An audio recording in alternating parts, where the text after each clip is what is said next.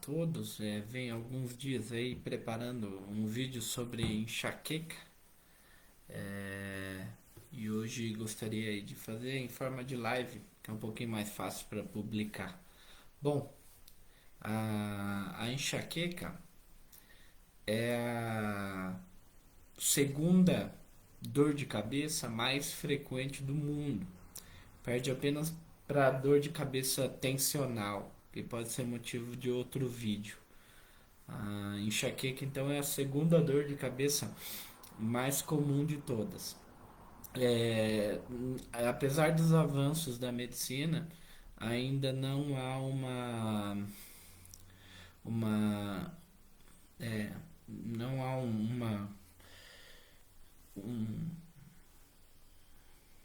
um consenso a respeito de quais são os causadores, o que causa as enxaquecas.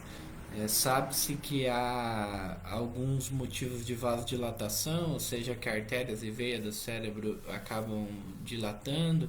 Outros sabem que há problemas com alguns neurotransmissores, entre eles a serotonina. Então, nós ainda não temos uma explicação muito confiável do que do que da onde surge a enxaqueca. A gente sabe que fatores genéticos são muito importantes e o sexo feminino também é muito importante. Bom, a enxaqueca ela pode ser classificada em dois tipos mais importantes. Há uma subclassificação depois que não vem ao caso, mas elas podem ser subdivididas em dois tipos mais importantes, que é a enxaqueca com aura e a enxaqueca sem aura. Qual é a diferença? A enxaqueca com aura, o paciente costuma ter períodos anteriores ao início da dor de cabeça de visão borrosa, de flashes luminosos, de formigamento de algum membro. Parece que o paciente sabe quando vai ter a enxaqueca. E a sem aura, que é a maioria que eu vejo, não tem esses sintomas anteriores à dor. Geralmente a dor começa do nada. Claro que tem os fatores precipitantes, né? Que depois a gente vai falar. Quais são os sintomas da enxaqueca? A enxaqueca ela é um pouquinho diferente da dor de cabeça comum, porque geralmente ela atinge apenas metade da cabeça. É muito difícil a gente ver uma enxaqueca que pega toda a cabeça. Geralmente é a metade. Outra coisa que é bastante diferente, ela tem uma característica pulsátil, ou seja, ela pulsa. Eu sempre pergunto para os meus pacientes se a dor de cabeça bate como o coração. Então, ela, além de pegar só metade do crânio, ela tem a tendência a ser pulsátil, ou seja, bater. Ela é uma dor como se estivesse martelando a cabeça. Outro sintoma, outro fator bem interessante que a gente quase só vê em enxaquecas é o fato do exercício físico piorar. O paciente não consegue caminhar, não consegue subir uma escada, não consegue às vezes nem se levantar porque a dor de cabeça piora na enxaqueca. Também é acompanhada muitas vezes de náuseas e vômitos.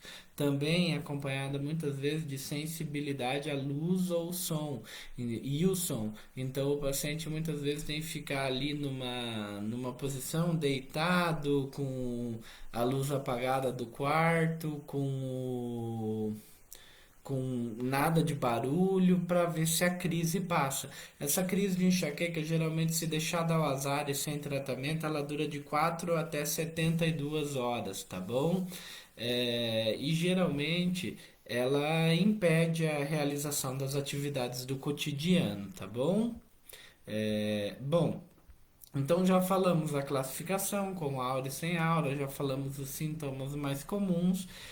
Quais são as causas? Como eu disse, ainda não há muito, não se sabe muito bem como funciona o processo do início da enxaqueca. Então, assim, o que a gente sabe é que há fatores predisponentes ao episódio de dor. Então, por exemplo, o sexo feminino acontece muito mais no sexo feminino do que no masculino. Acontece muito mais em pessoas jovens do que em pessoas idosas. Acontece muito mais em filhos de pessoas que têm enxaqueca do que em pessoas sem parente com enxaqueca, sem parentes com enxaqueca. E também tem alguns gatilhos que podem piorar. Geralmente a falta ou o excesso de sono, a pessoa dorme mal uma noite ou dorme de tarde muito, isso pode ser um gatilho para uma crise de enxaqueca, o estresse, a poluição, o cigarro, barulho, odores às vezes de perfume, luzes muito fortes, e aí entra algumas substâncias que estão na comida, principalmente substâncias que são encontradas em temperos, em carnes processadas, em queijos, o excesso ou a falta de cafeína, álcool, principalmente o vinho tinto. Aí também o que pode causar as crises de enxaqueca são as mudanças hormonais, por isso ela está muito relacionada ao sexo feminino. É muito comum a gente ver antes da menstruação a mulher ter crise de enxaquecas, as irregularidades do sono, assim como eu já falei. Exercícios pesados em dias quentes ou com baixa umidade também pode causar.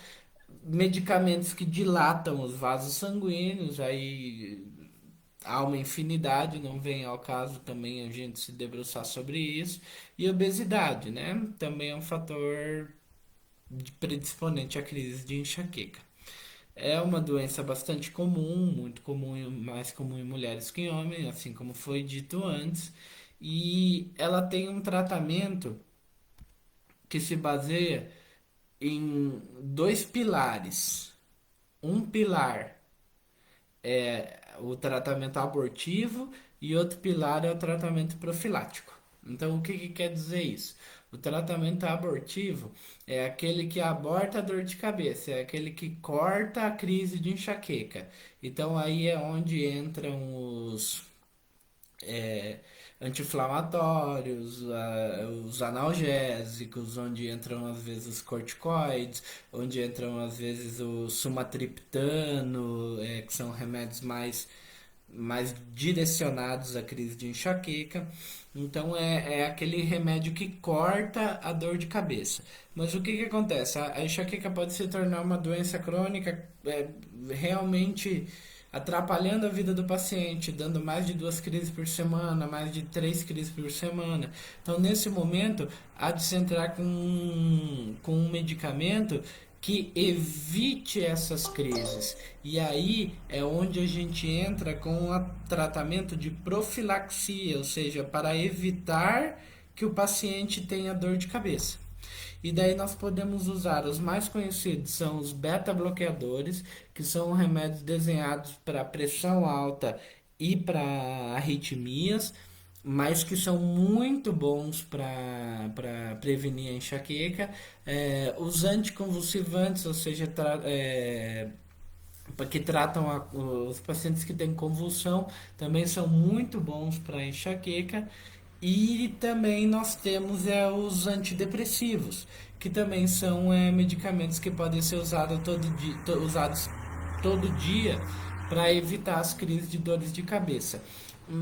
Aqui mora um problema, que é geralmente a gente sempre briga com o imediatismo, que o paciente às vezes não entende que demora um pouco para o medicamento fazer efeito.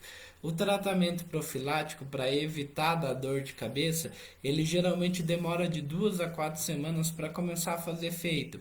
E não necessariamente o primeiro medicamento vai ser o ideal para o paciente. Às vezes a gente começa com um, não dá certo, tem que mudar para outro. Isso não significa que há uma necessidade de ficar pulando de um tratamento para outro. Eles têm um tempo que até começar a fazer efeito e eles podem começar a fazer efeito durante esse tempo. Então, às vezes não acertamos no primeiro tratamento, mas no segundo sim. Às vezes a pessoa não responde ao topiramato, por exemplo, mas responde ao propranolol, ou não ou tem alguma contraindicação para um e não pode usar e tem que acabar usando o outro que talvez não está sendo tão eficiente para o caso dele.